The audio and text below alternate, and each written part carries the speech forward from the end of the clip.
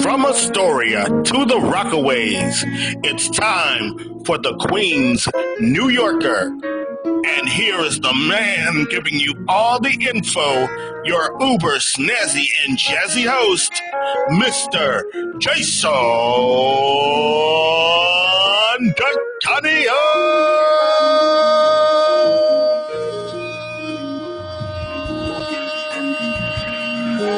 Yes, thank you. Thank you, Jason Kelly. Whoa, what a group. Oh, you made it. Thank you. Oh, wow. Yeah. Whoa. Yeah, they're all going crazy. Oh, there goes the microphone. Thank you so much, folks. We are delighted to have you with us here for another edition of the Queen's New Yorker. It is Saturday, February 29th, 2020, or 2020 as we like to call it. And I'm feeling a lot better. So once again, give it up for the great support. Yes. Yes. Keep it going. Oh, yeah. Yes, yes, yes, yes. Oh, yeah. That's what I like to see. Oh, yeah. Oh, yeah. Great applause. Great crowd. Very nice. Thank you so much again, folks, for your continued support through my time of not feeling too well.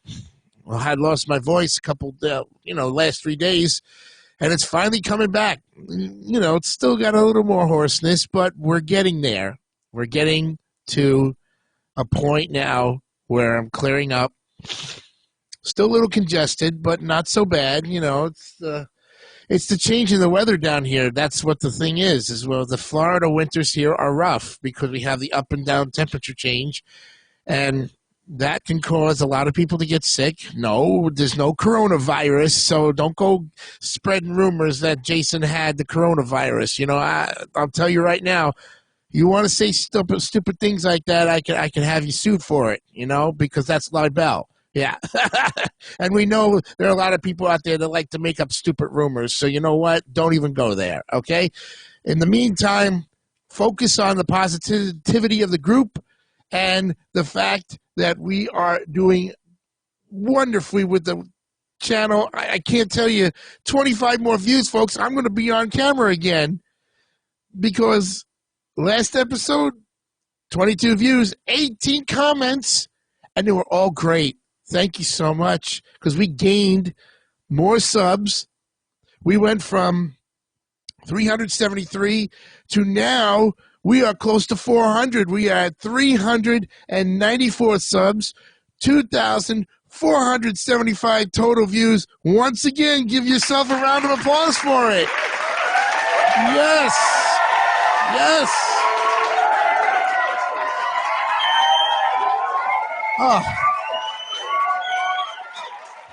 You are terrific, folks. This is all you. I don't take any credit for it. It's all you. Yes. Bravo.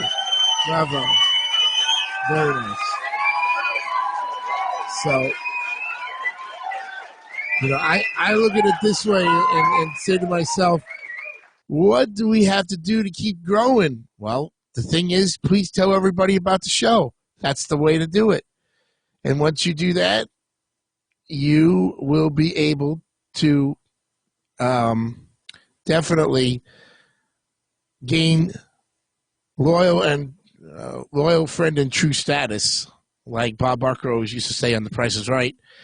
So I think we can accommodate everybody that way and give you just great, tremendous support in the show. Well, today I'm going to cover Bayside. We moved out of Long Island City and into Bayside, where I found two great parks that deserve a lot of attention here on episode 58, and they're going to get a lot of attention. The first one is Alley Pond Park, okay? And the second one is Croc Heron Park, or Crotch Heron Park, or we call it Croc Heron Park.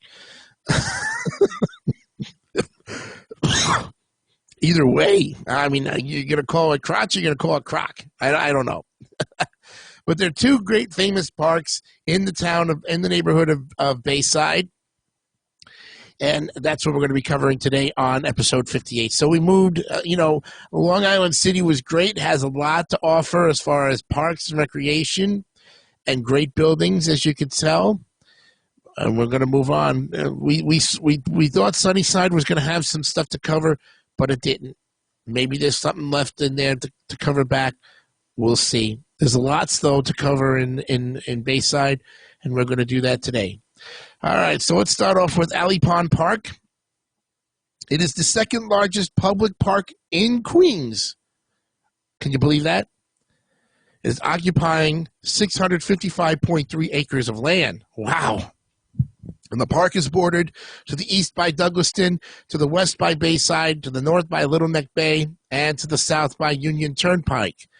Cross Island Parkway travels north to south through the park, and while the Long Island Expressway and Grand Central Parkway travel east to west through the park primarily consists of woodlands south of the Long Island Expressway and meadowlands north of the Expressway. It is run and operated by the New York City Department of Parks and Recreation. Now, Alley Pond Park was mostly acquired and cleared by the city in 1929, as authorized by a resolution of the New York City Board of Estimate in 1927.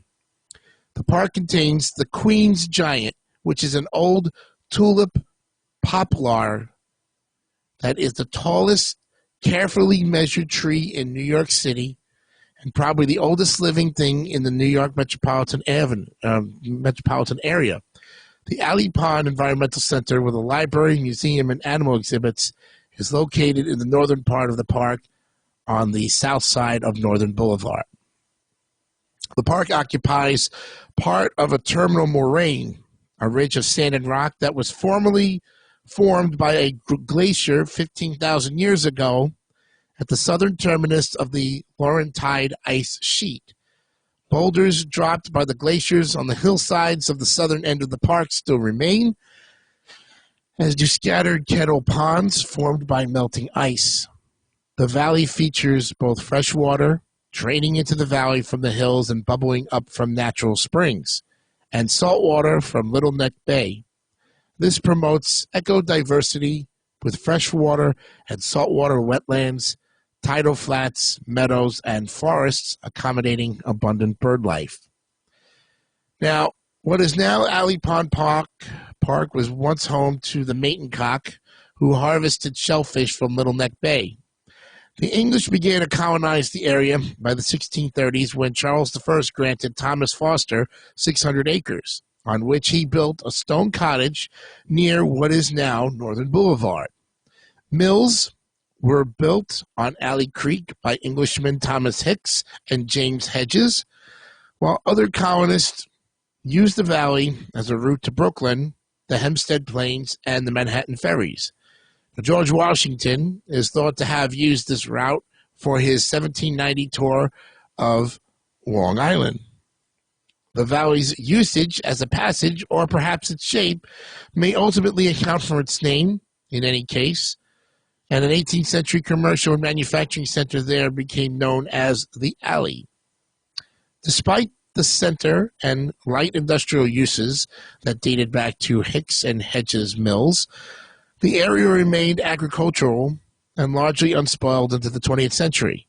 In 1908, as motorists sought attractive areas for expeditions, William Kissam Vanderbilt built his privately run Long Island Motor Parkway through the area in 1908.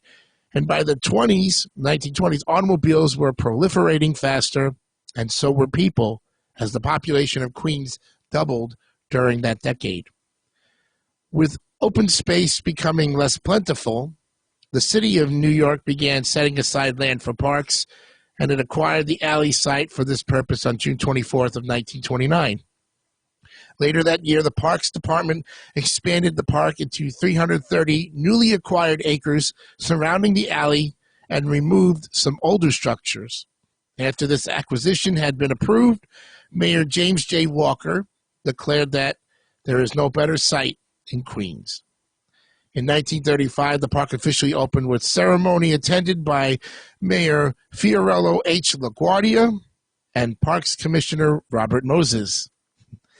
At opening, the park had 26 acres of new playing fields, the Alley Pond Park Natural Trail, which was the city's first of its kind, a 23-acre bird sanctuary, bridle paths, tennis court, picnic areas, and a 200-space parking lot. Wow. The Parks Department added 2.5 miles bicycle path in 1937, having acquired and converted Vanderbilt's Parkway. It ran west into Cunningham Park as part of the 40 miles of the Brooklyn-Queens Greenway from Bayside to Prospect Park and Coney Island. And since the 1930s, the Parks Department acted with more zeal for recreation than for conservation, which was the other purpose of parks. The department filled in much of the valley's marshlands to construct recreational facilities and roads, namely the Long Island Expressway and the Cross Island Parkway. By 1974, the department and city had begun to make the environment a higher priority, creating the Wetlands Reclamation Project to rehabilitate the park's natural wetlands. Excuse me.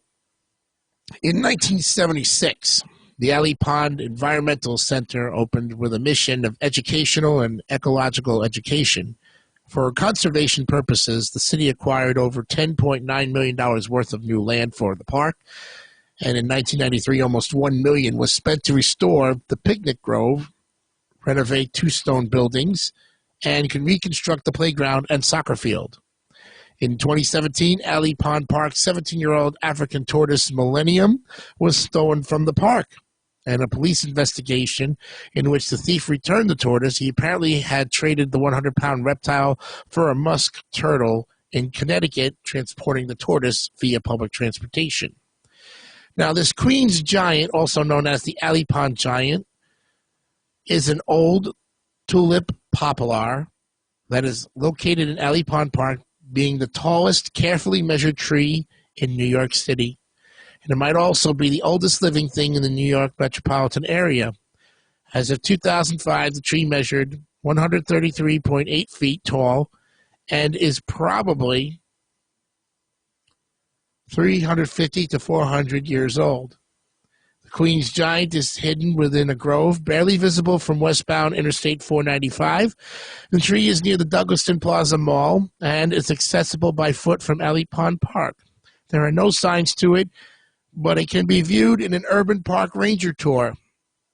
Now, the Queens Giant is surrounded by a metal fence on all sides to protect it, and a hill and a sign describing the tree stand in front of it.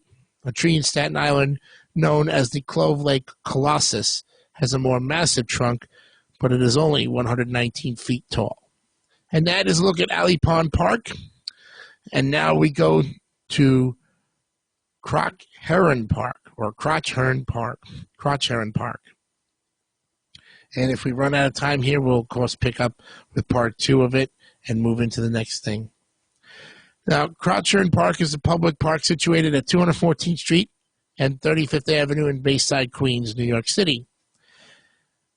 Before becoming a park, the area facing Little Neck Bay was the summer hotel called the Cochrane House, which stood for nearly half a century.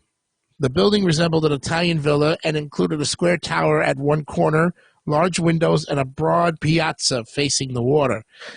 This hotel, prior to its destruction, drew attention around 1868. This was when Joseph Cochrane purchased Brown's Bayside House, enlarged it, and turned it into a watering hole for politicians, theatrical people, and financiers. Furthermore, this hotel included festivals and seafood dinners. This place also became a magnet for a criminal named William Marcy Boss Tweed, the notorious Tammany Hall leader, who hid there following his escape in 1875. Boss Tweed had escaped to this place from the Ludlow Street debtors' jail in December of 1875, and it was said that Tweed, while heading for Spain, embarked to Cuba aboard a schooner. brought to anchor in the bay by his friends. All right, folks. Well, we'll have to continue on part 2 on Tuesday. But if the 25 views that you have put in come up, then episode 59 will be the episode to thank everyone for 2,500 views. Thank you again for joining us here today on this gorgeous weekend here in Central Florida. But I hope up in New York you're staying warm, keeping well covered and well doing. And that, remember, folks, be honest, be real, keep it simple, stupid, kiss, and don't settle for being a nut monkey. You know you could be better than that. Thank you again for joining me here on the Queens New Yorker. I'm Jason DeCanio. Have a great weekend. We'll see you on Tuesday. Bye-bye. You have been watching the Queens New Yorker. This is Jason Kelly on a Jason DeCanio internet presentation. Thank you for your support.